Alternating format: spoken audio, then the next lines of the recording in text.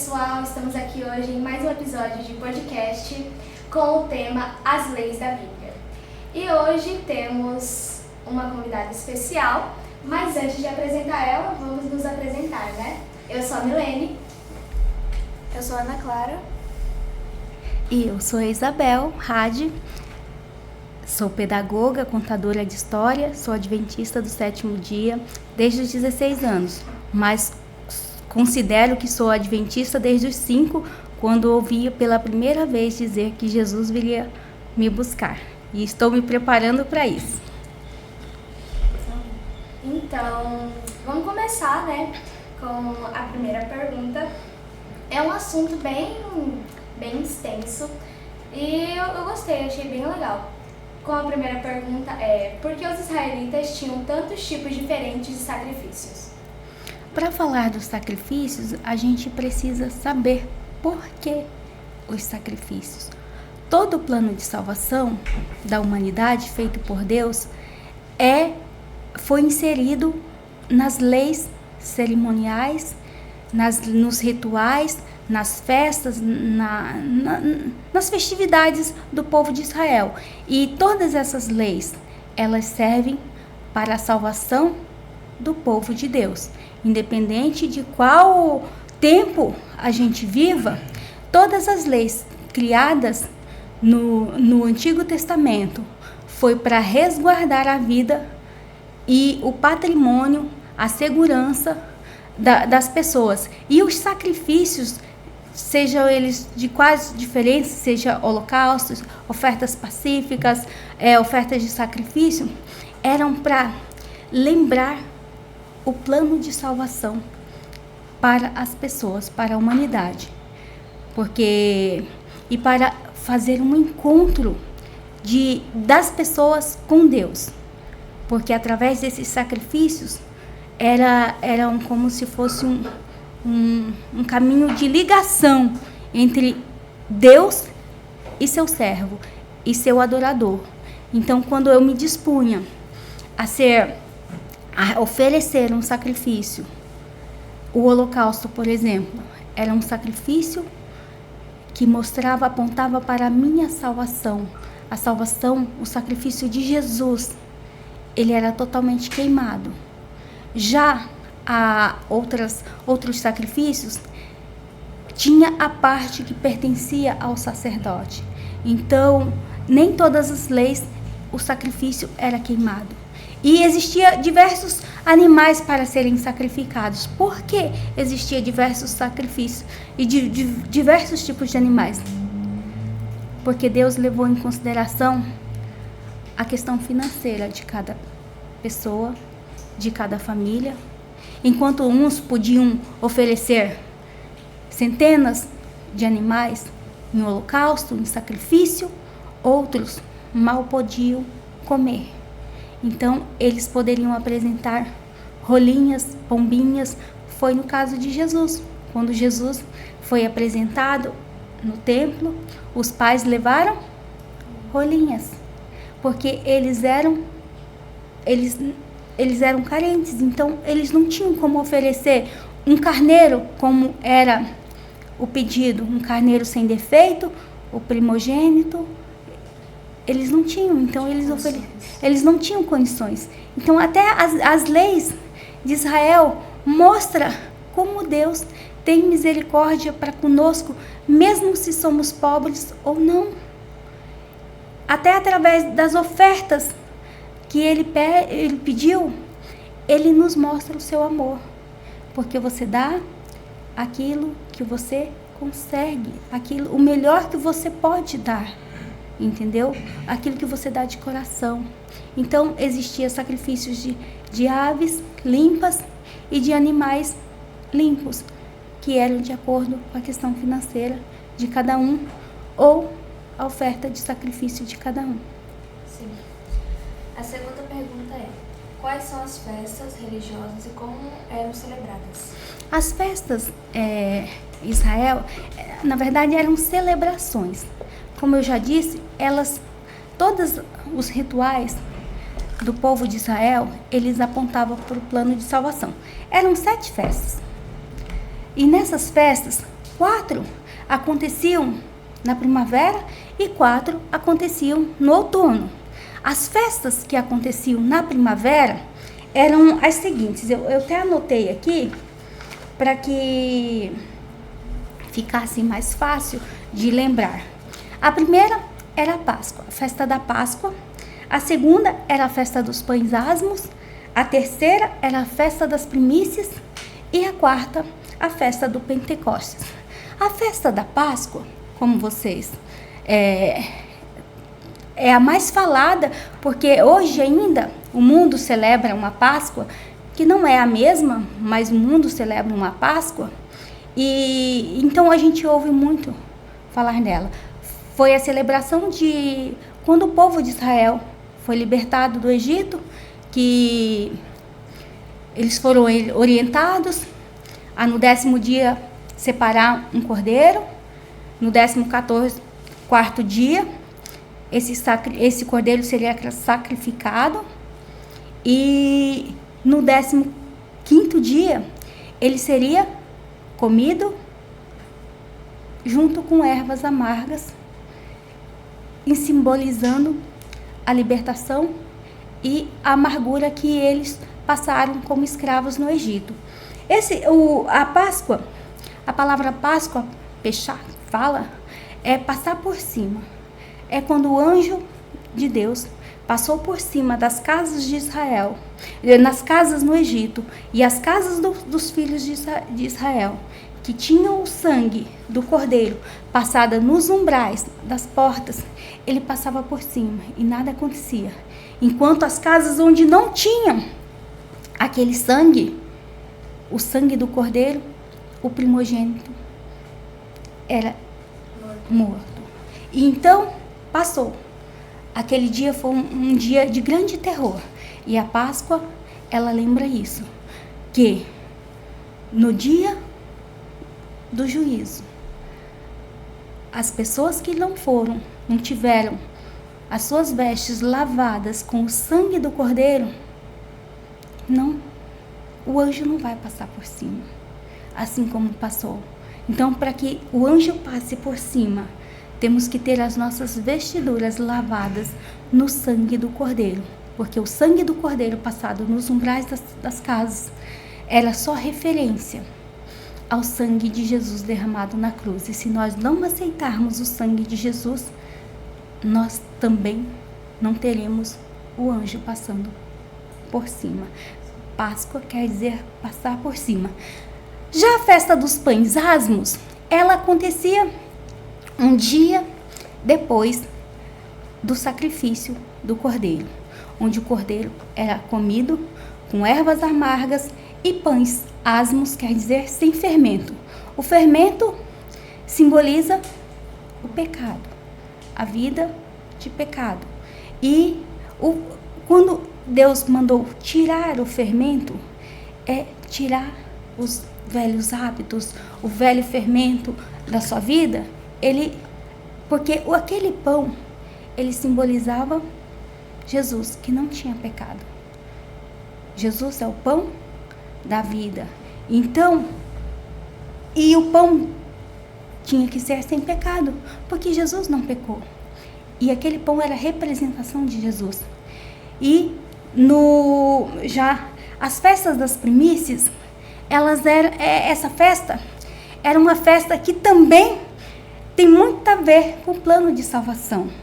O plano de salvação que foi feito antes mesmo do mundo ser criado, e ele foi retratado nessa parte, a parte que o sacerdote, antes da colheita, era tirado um feixe de cevada e entregue para o sacerdote.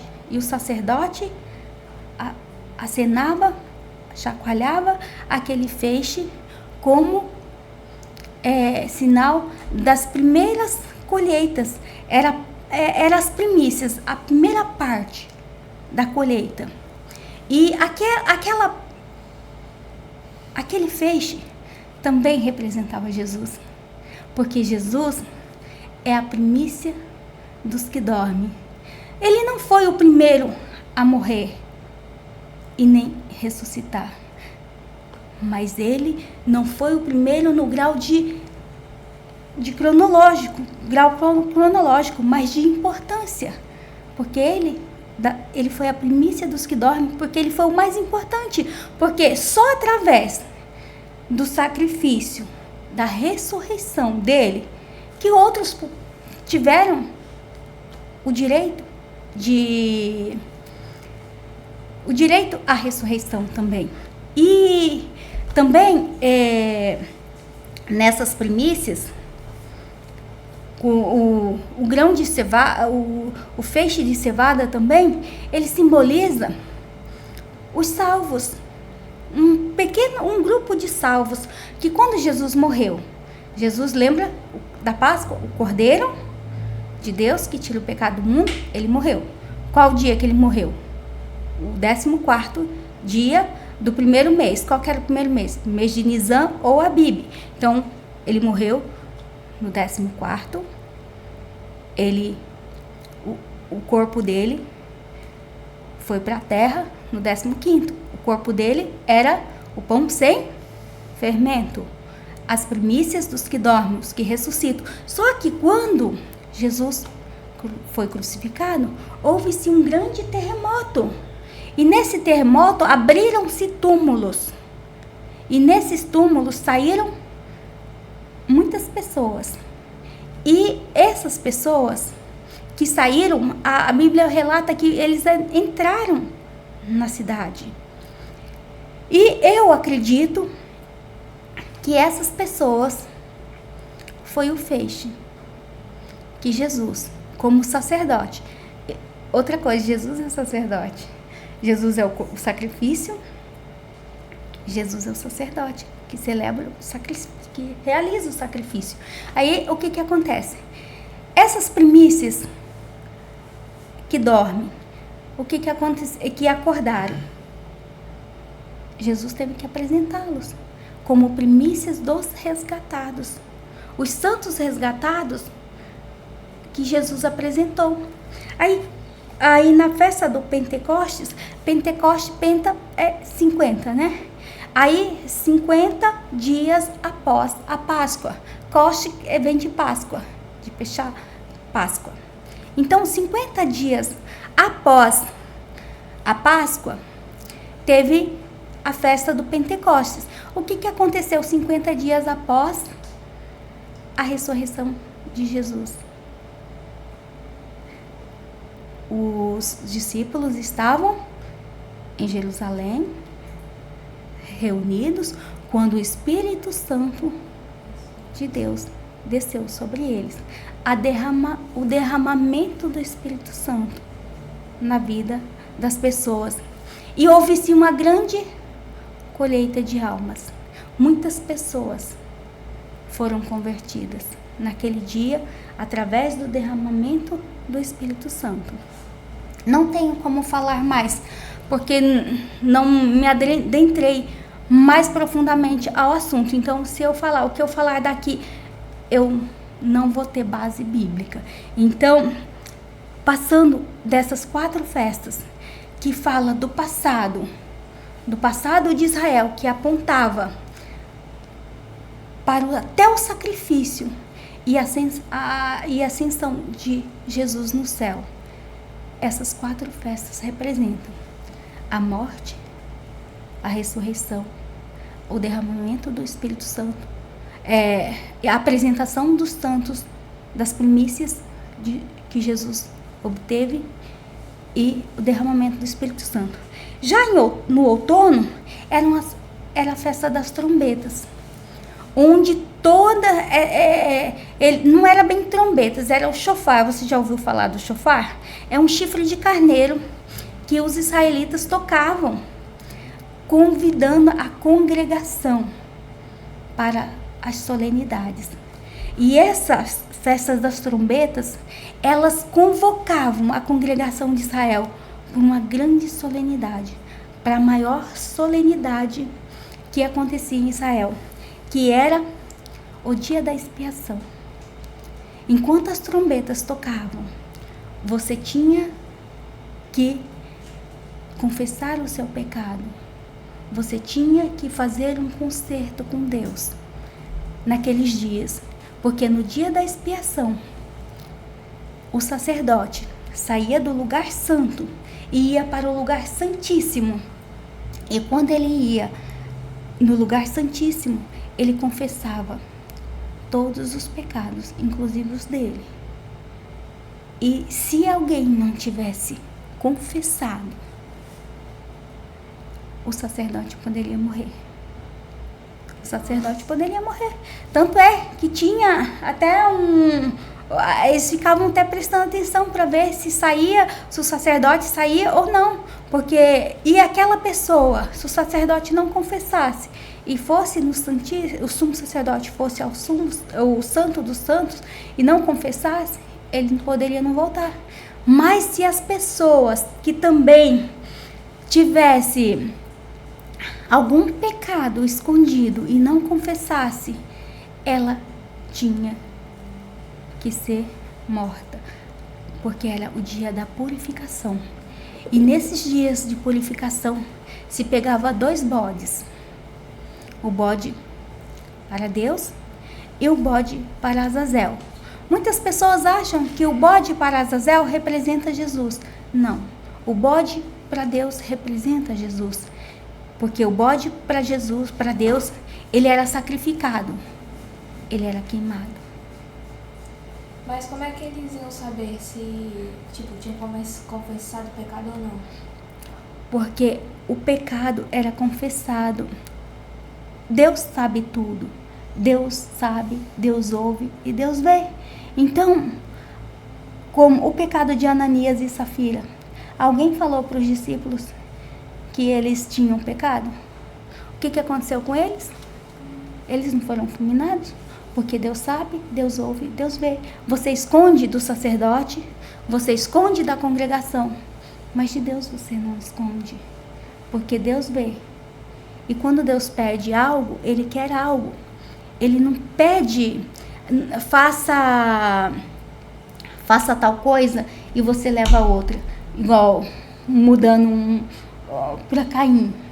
A oferta de Caim era o melhor que ele tinha. Foi o que Deus pediu? Não foi.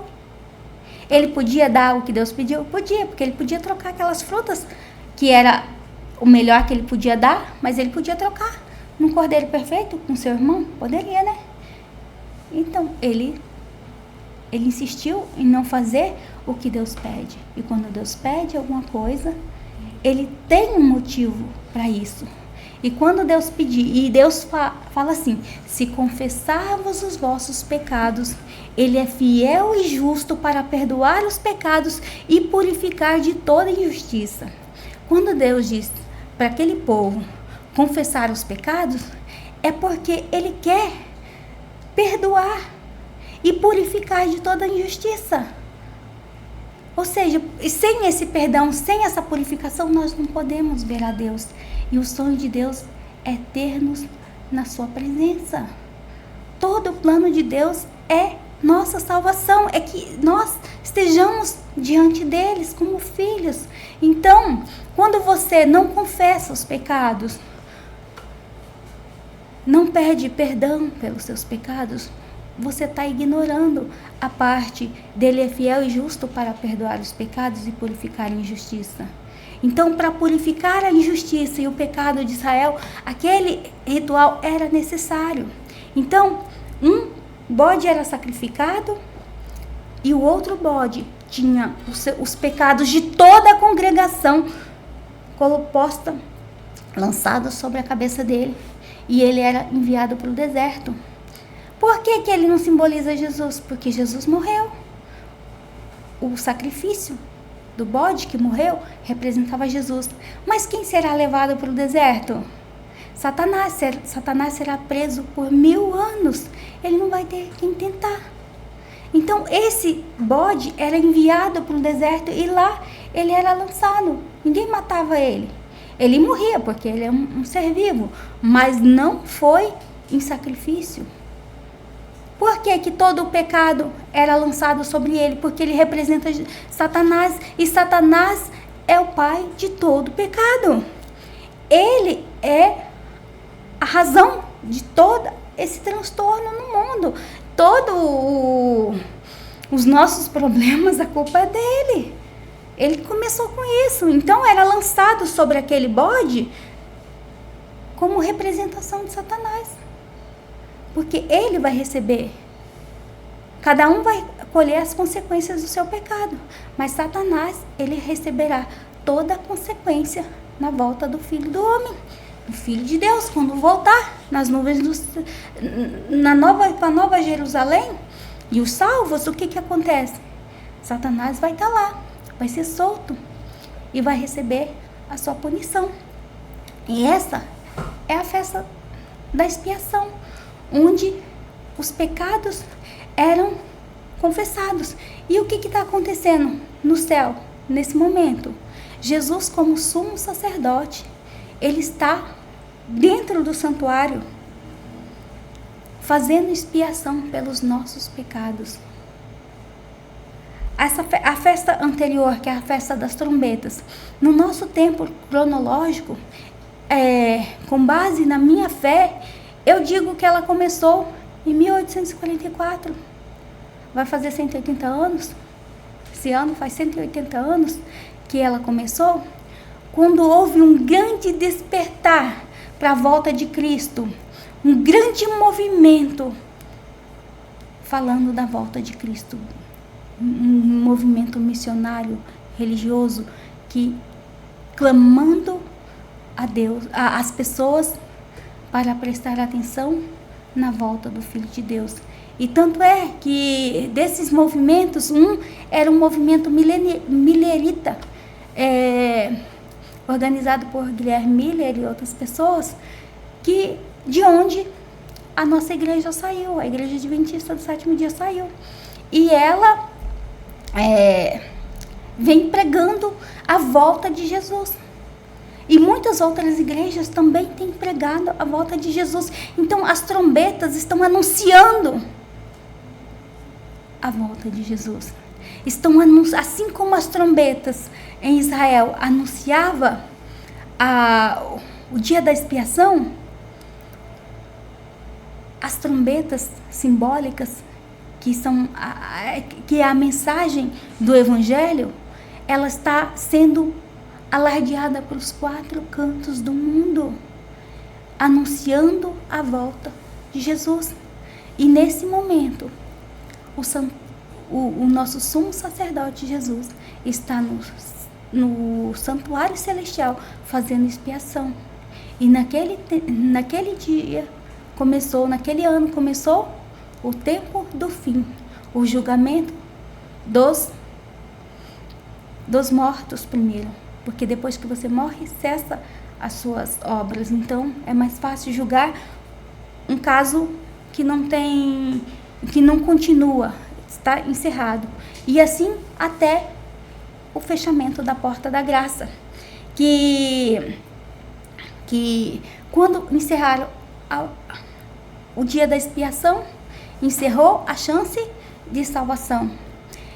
Do mesmo jeito em Israel, no tempo da Bíblia, será agora, quando a porta da graça se fechar, encerrou o tempo de expiação de Jesus, de intercessor. Ele foi cordeiro, intercessor, agora ele será o juiz.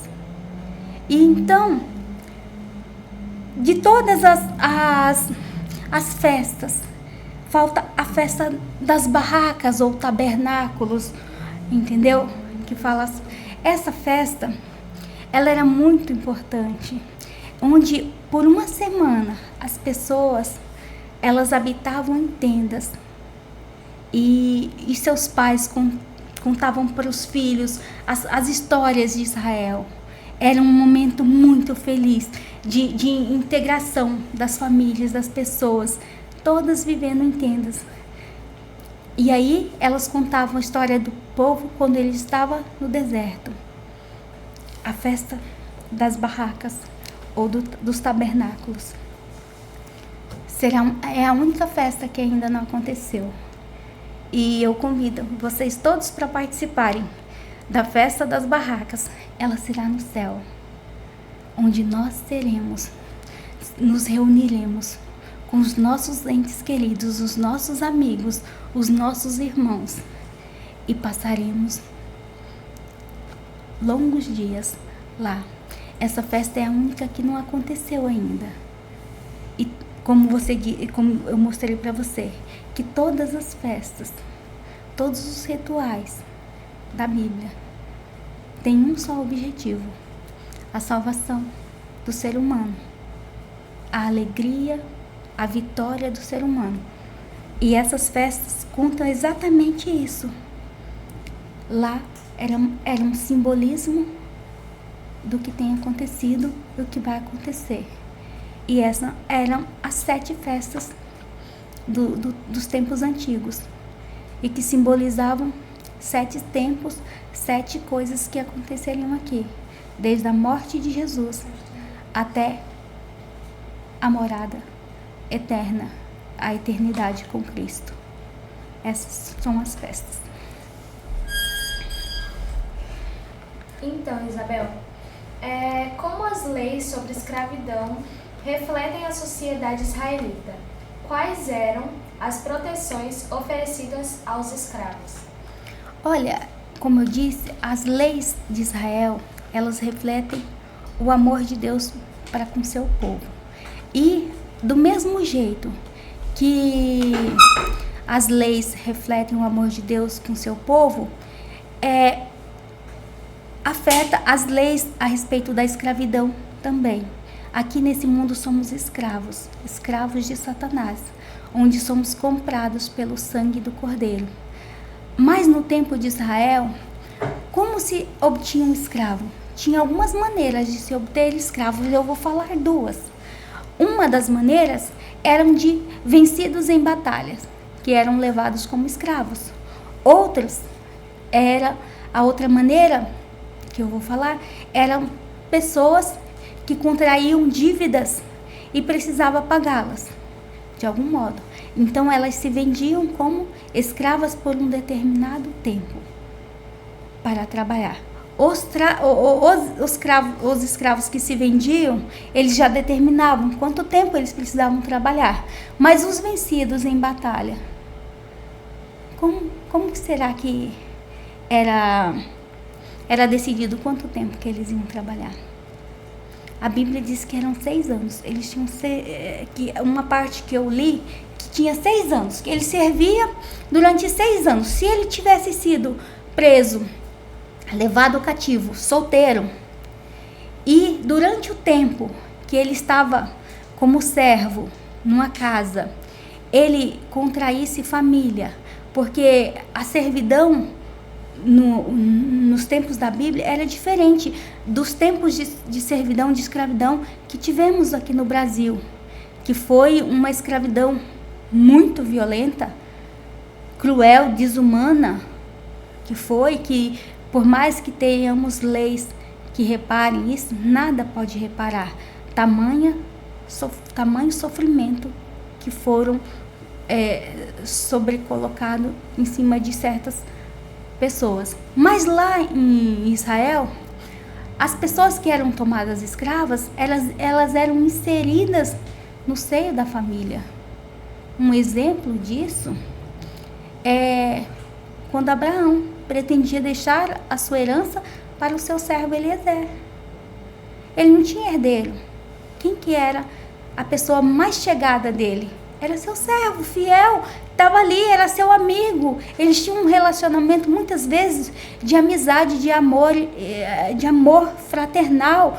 Um outro exemplo, quando lá no Novo Testamento, quando um proprietário de um escravo, de um servo, foi até Jesus pedir para que ele curasse seu servo, porque ele amava o servo. E o que aconteceu? Jesus curou o servo, porque ele se preocupava. Era um relacionamento não só de submissão, de trabalho, de escravidão, mas era um relacionamento de amizade muitas vezes. Muitas vezes as pessoas eram levadas como escravos E realmente, elas não queriam. Então, não queriam. Quem quer ser escravo? Ninguém. Mas, muitas vezes, os senhores eram maus. Mas a maldade deles refletia no relacionamento que ele tinha com Deus. Se o Senhor tinha um relacionamento com Deus verdadeiro, ele refletia isso para com seus servos. Alguém que conhece a Jesus, que tem um relacionamento com Jesus, jamais consegue tratar o seu semelhante de maneira cruel, de maneira desumana, de maneira a humilhá-lo. Então, se nós, mesmo que não tenhamos servos, se conseguimos humilhar alguém, é porque nós não temos um relacionamento com Jesus. E assim, mas toda a congregação de Israel era convidada a ter um relacionamento com Deus, porque Deus é um Deus zeloso, um Deus amoroso, entendeu? Então, todos eram convidados. E aqueles que aceitavam esse convite, e muitas vezes precisavam ir para batalhas, muitas vezes tinham servos, eles refletiam esse amor para com as pessoas das quais serviam a ele, entendeu? Do mesmo jeito nós hoje, se temos um relacionamento com Deus, jamais vamos maltratar, humilhar alguém pela condição que ele ocupa na sociedade. Então, é mais um relacionamento de Deus e a pessoa. Então, a sociedade israelita, ela refletia o relacionamento do povo de Deus com ele e do povo de Deus entre si. E essa é a grande questão. O meu relacionamento com Deus influencia tudo ao meu redor, as pessoas ao meu redor. Até a forma que elas vão tratar a gente, né? Sim. E voltando naquela questão da escravidão por conta de dívida, quando a pessoa, ela se vende, né, como um escravo. Quando só ela não é o suficiente para pagar a dívida, ela também é a pessoa, né, que está comprando, vamos dizer assim, ela pega outras pessoas da família também, Sim. né? Foi o caso que aconteceu com a viúva no tempo de Eliseu, que ela foi até ele pedindo ajuda porque seu esposo tinha contraído grande dívida e tinha morrido sem conseguir pagar. Hoje, no nosso sistema brasileiro, se você morreu, certas dívidas caducam com você, morrem juntos. Mas naquele tempo as dívidas não morriam junto com a pessoa. Então, aquela família ficou desprotegida, sem o pai. Ele não tinha mais como prover e nem como pagar as suas dívidas. O que aconteceu? Aquela mulher seria levada como escravas, assim como ela, seus filhos também, porque, como você disse, ela não era suficiente para pagar a dívida, só o trabalho dela. Ela precisava dos seus filhos para pagar essa dívida. E aí, qual mãe que quer seu filho como escravo? E aí, ela procurou quem? O homem de Deus. E quando ela procurou o homem de Deus, ele disse para ela o que fazer, e ela fez. E quando ela fez, ela conseguiu todo o dinheiro para pagar a dívida do seu esposo, que acredito que tenha contraído para a manutenção da sua casa, ou por algum outro problema que não é nos informado, mas a dívida estava lá. E eles estavam fadados à escravidão. Mas assim como nós estamos fadados à escravidão do pecado, Deus deu um jeito de nos livrar com o plano de salvação, e que é a minha maior esperança, a salvação, a volta do Filho de Deus. Eu espero estar firme nesse dia, ou pelo menos ser transformada, para que esse encontro aconteça. Quais são as leis sobre justiça social e como ajudam a promover a equidade e o bem-estar da comunidade. Olha, no tempo de Israel, existiam pessoas pobres. E as pessoas pobres, eu não lembro em qual parte da Bíblia que diz que era para que as pessoas que eram abastadas, eram para que elas pudessem ser misericordiosas. Ter uma pessoa necessitada na sociedade é ter uma oportunidade de praticar o bem. E assim, em Israel, tinha algumas determinações. Quando se plantava, fazia a colheita, a pessoa ia lá colher, né? Hoje se colhe até a última semente. Antigamente não, você não podia. Você tinha que deixar algumas partes. Sabe para quê? Para as pessoas. A plantação que era plantada à beira do caminho era quando os viajantes passavam, podiam pegar e comer. Lembra quando Jesus e seus discípulos colhiam espigas no sábado? Todo mundo prestou atenção que era sábado. Mas no nosso tempo, muitas pessoas questionam. Mas Jesus estava pegando as espigas, ele estava roubando. Não, no contexto social do povo de Israel, sabe o que acontecia? Aquelas espigas justamente era para isso. E aí, quando as pessoas passavam ali, pegavam aquelas espigas e se alimentavam. E quando, no final da colheita, uma parte interessante que eu lembro, quando Ruth estava colhendo espigas nos campos de Boaz, as moças que estavam colhendo iam na frente, as pessoas que estavam colhendo iam na frente, e elas vinham rebuscando as espigas. O que caía, caiu, encheu o cesto, caiu no chão, não pega. É para quem vem rebuscar, para quem não tinha condição. E Ruth era uma delas. Imagina quem foi Ruth. Ruth está na linhagem de Jesus, do nosso Salvador. E ela foi protegida com uma lei que dizia que não era para fazer aquilo. Não, caiu, deixa aí. E ainda Boaz era um homem muito mais generoso e disse assim: não, põe mais umas para ela, para que ela possa pegar.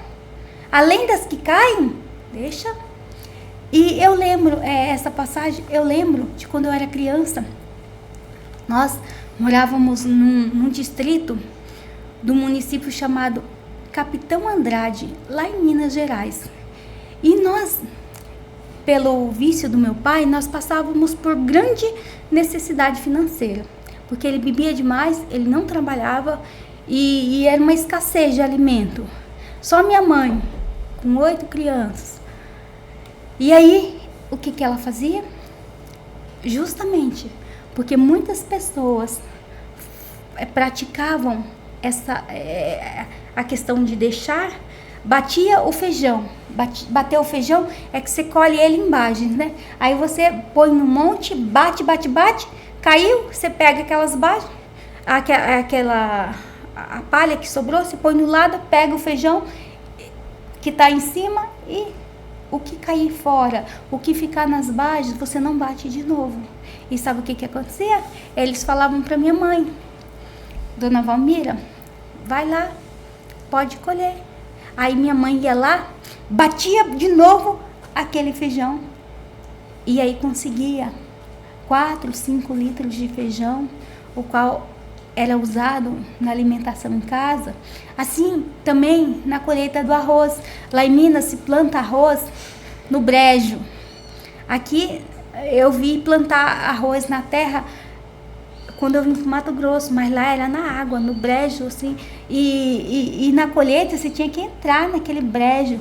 E ficavam muitos pendões de arroz.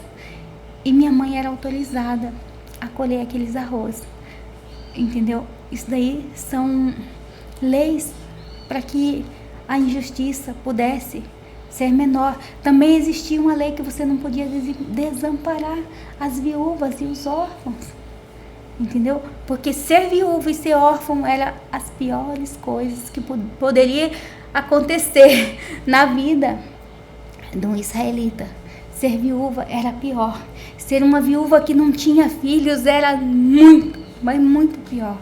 Então, as leis de Israel, que refletem o amor de Deus por nós, sempre tentou amparar as pessoas, fazendo com que elas tivessem meios de sobreviver. Não importa as condições financeiras, mas que elas tivessem meios dignos de sobreviver.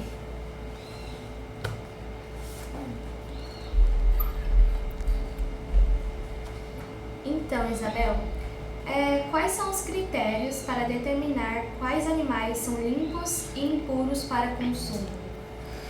A Bíblia, em Levíticos 11, ela define algumas características.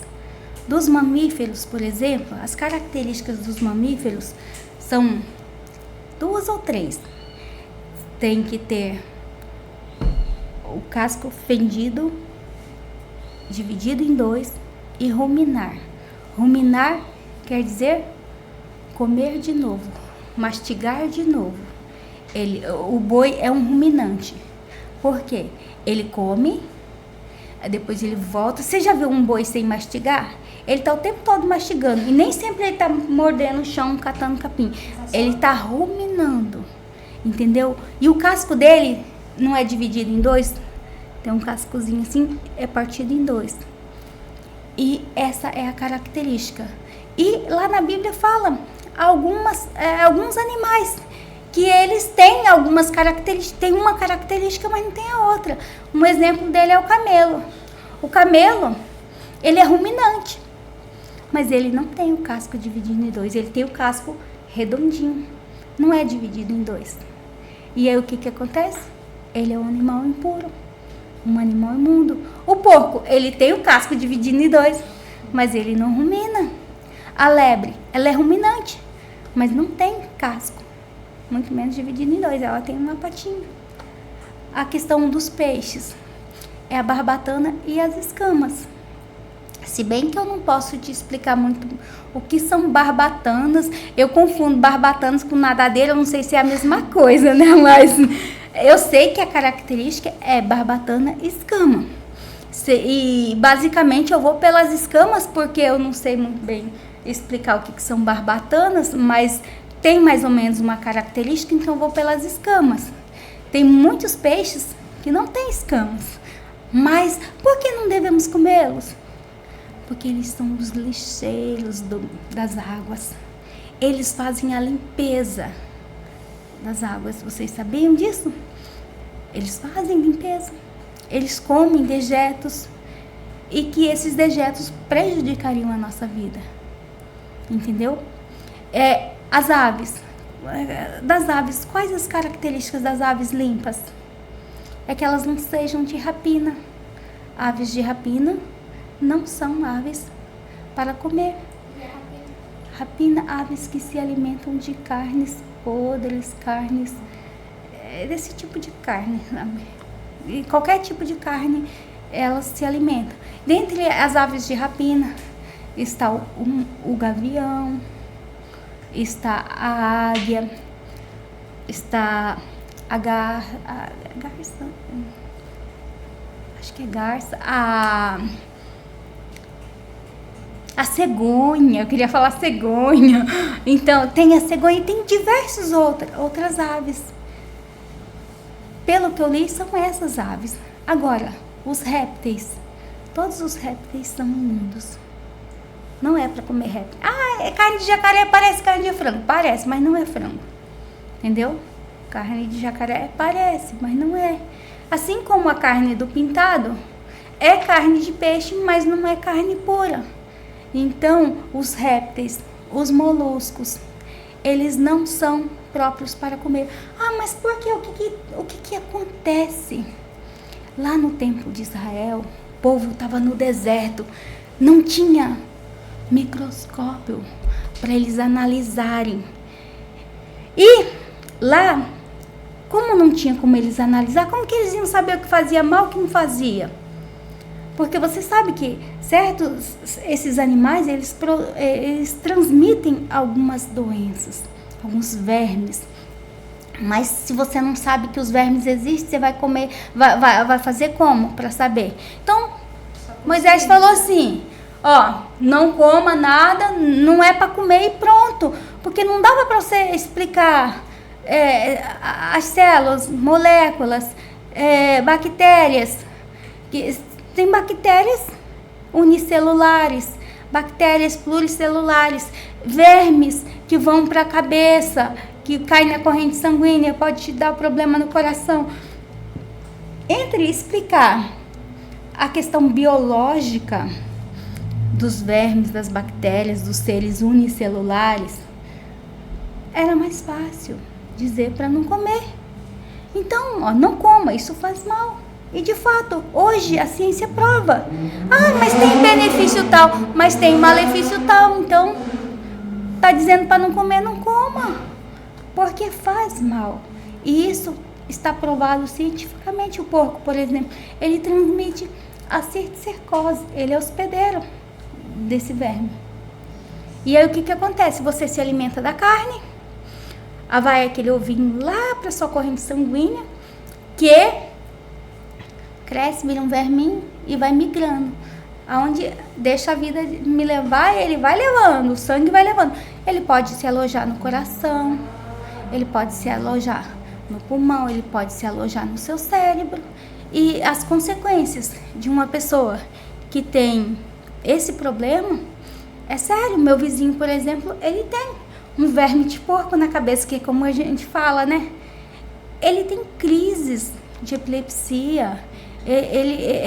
A gente fala que ele é louco, sabe? Que ele tem uns acessos de loucura, assim, mas assim, ele se contaminou em algum momento da sua vida, ele foi contaminado. Mas aí tem gente que fala, mas nas folhagens também pode se transmitir. Pode se transmitir, sim. Se aquela hortaliça cresceu próximo a fezes desse tipo de animal, de porco, de algum outro animal que transmita esses germes, esses vermes. Pode sim, mas por isso temos a higienização. Por isso é muito importante a higiene. E uma das coisas que a Bíblia deixa bem clara era o asseio na comunidade, no povo de Israel. Eles eram um povo muito asseado, limpo. Comparando-se aos outros povos, ele era um povo extremamente limpo e asseado, porque as leis dele de limpeza, de alimentação, ele era um povo saudável. O povo de Israel era um povo saudável perante os outros. Então, por causa das suas leis, e como eu disse, que toda lei em Israel, todas as cerimônias em Israel, era para proteção do ser humano. E isso, a questão de comer carne de porco, comer alguns tipos de alimentos, ele fala, mas foi só para o povo de Israel. Não foi, sabe por quê? Que os muçulmanos, eles fazem parte do povo de Israel? Não. Eles são da linhagem de quem? De Abraão, filho de Ismael, que deu origem ao povo muçulmano. Eles não comem carne de porco, porque alguém ensinou para eles, né? Quem que ensinou? Foi Abraão, o mesmo que foi instruído por Deus. Ou seja, essa lei aconteceu antes de existir o povo de Israel. E antes de Abraão e antes de Noé, nem se comia carne. E só passou. E até para Noé. Noé foi instruído, dos animais limpos, você leva 7 casais. Dos imundos, é um casal só. Vocês já leram isso? 7 casais limpos. Pra quê? Mas se até então no dilúvio ninguém comia carne. Mas já existiam os animais limpos e os não limpos. E depois do dilúvio foi autorizado a comer carne pela escassez de vegetais.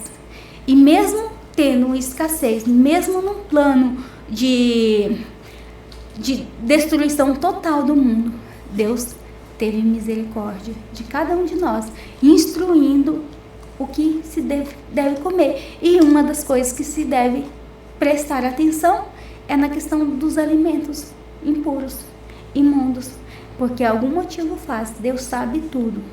Deus sabe, Deus ouve, Deus vê. Ele sabe o que te faz mal e o que não te faz. E se está na Bíblia que não é para comer, não é para comer. Nosso corpo é um templo de Deus, né? É o templo dele, então a gente tem que cuidar dele. Isso mesmo. Quais são as proibições sobre relações sexuais e como essas leis ajudam a manter a moralidade na comunidade? Essas leis não só ajudam a manter a moralidade na comunidade, mas também a saúde da comunidade. Hoje nós estudamos muito fatores genéticos e que em certos relacionamentos, usando a lei de Mendel, que é a que eu mais lembro, que recessivo e dominante precisam, nós carregamos genes recessivos e dominantes. Quando nos relacionamos com pessoas muito próximas, geneticamente, temos propensão a termos doenças e desenvolver síndromes. E é o que acontece?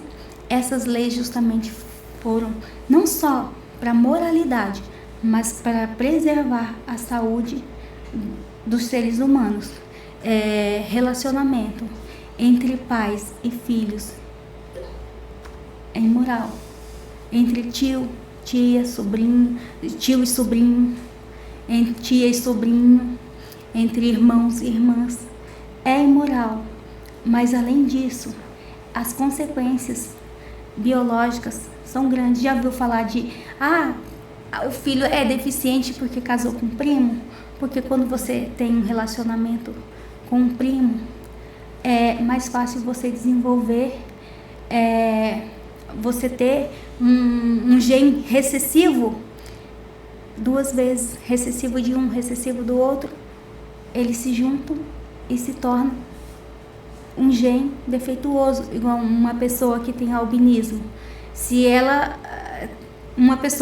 a chance de uma pessoa que tenha albinismo, que casa com uma pessoa que não tem albinismo, mas tem genes dominantes, a chance dela ter um filho albino não existe. Mas a chance de duas pessoas que não são albinas, mas que têm um gene dominante e um recessivo, quando se casam, ter um filho albino é muito grande. E isso daí você passa de primo em primo.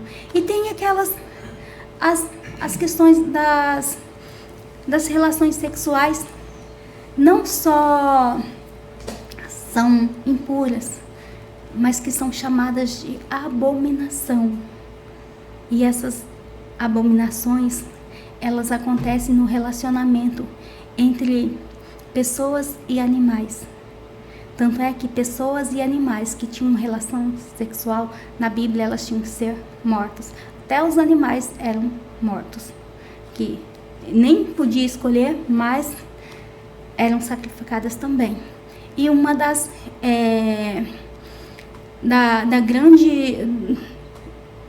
hoje se pratica muito, e se você fala, você é chamado de homofóbico, disfóbico, é tudo fóbico, e é o relacionamento homossexual. A Bíblia fala o de homem com homem, abominação, isso é abominação do Senhor. Mas o que se provoca numa relação homossexual? Vocês sabem que uma relação homossexual entre dois homens é pela cavidade anal. Quando se faz sexo pela cavidade anal, você tem uma grande chance de contagiar com bactérias a sua corrente sanguínea. Ah, mas eu uso preservativo. Não, esse tipo de relação sexual não tem preservativo que pode preservar você de adquirir uma doença que venha do outro, mas de você mesmo. A sua cavidade anal é cheia de bactérias. que está, aquele é o canal que passa as fezes. As fezes é o excremento que a gente expulsa de nós, cheio de bactérias, porque tudo é eliminado, vai para lá. E lá tem prolifera-se muitas bactérias. E dessas bactérias, com o atrito, porque lá é um lugar muito sensível, com o atrito, aquele fere, rompe vasos. E quando rompe vasos naquela região, o sangue mina, e ali pode-se ter uma contaminação por bactérias. E essas bactérias, elas vão pela corrente sanguínea. E você pode ter uma miocardite, uma endocardite, de infecção, inflamação. Então, o que acontece? Aquela bactéria provoca uma inflamação, uma infecção no seu coração, uma endocardite. Provoca, já ouviu falar de infecção no sangue? São bactérias que estão lá na corrente sanguínea. Aí você vai mexer num lugar onde é puro bactéria,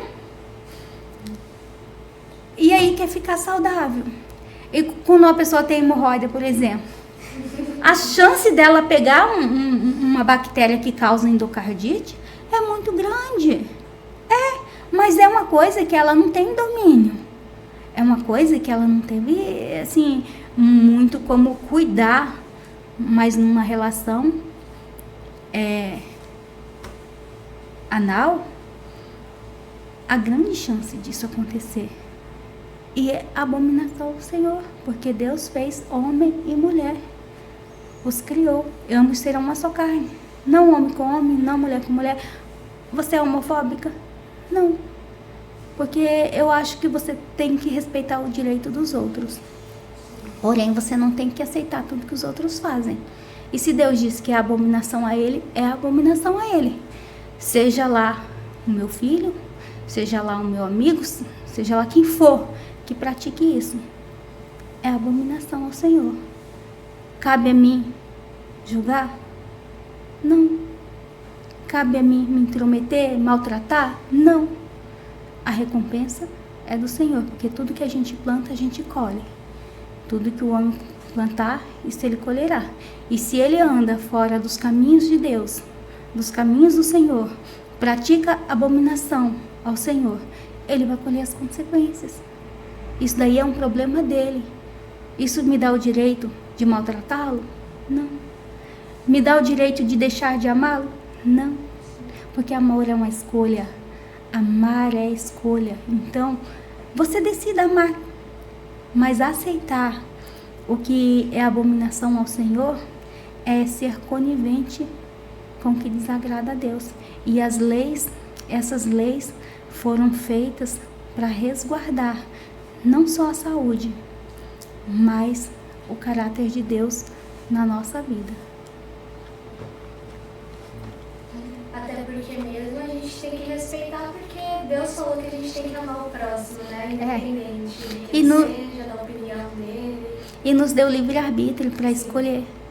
Entendeu? É isso. Mas que tem consequências, tem. Infelizmente. E as consequências, muitos acham que é para o além, para mais longe, para distante. Às vezes a consequência está bem ali na esquina e a gente não sabe.